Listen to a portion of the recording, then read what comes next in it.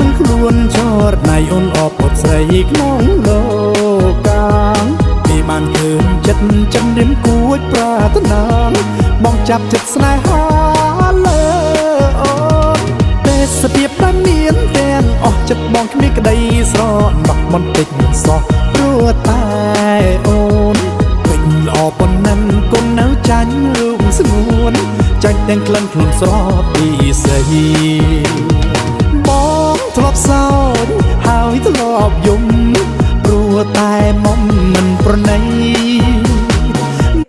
សួស្តីបងប្អូនអរគ្នាឥឡូវហ្នឹងមើលវីដេអូរបស់ខ្ញុំឥឡូវហ្នឹងនៅប៉ុណ្ណឹងឡានបងប្អូនអរគ្នាអូមកស្រីស្អាតគេឈោកាច់រៀងបងប្អូនអរគ្នា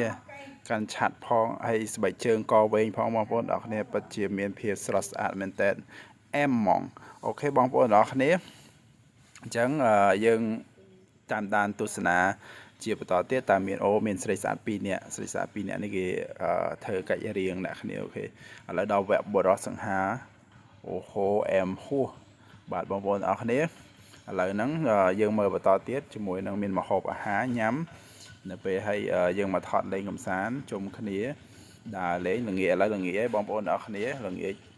ពិតជាពេលវេលាដើរលឿនមែនតើបងប្អូនអរគ្នាមកភេទល្ងាចបាត់ហើយបងប្អូនអញ្ចឹងយើងមើលតើពេលរាត្រីតើយើងត្រូវធ្វើអីខ្លះបន្តទៀតអញ្ចឹងយើងមើលថាតើមានសកម្មភាពអ្វីប្លែកៗដែលធ្វើឲ្យបងប្អូនអរគ្នាមើលឲ្យជក់ចិត្តដល់អារម្មណ៍យកសពឃើញនេះយើងដល់ពេលរាត្រីបងប្អូនអរគ្នាយើងចូលមកដល់នេះគេមានមួកឲ្យពាក់ម្នាក់មួយចឹងទៅបងប្អូនអរគ្នាហើយឥឡូវព្រឹកវិញទៀតហើយឥឡូវបងអរគុណបងប្អូនអរគ្នាដែលបានតាមដានទស្សនាវីដេអូរបស់ខ្ញុំ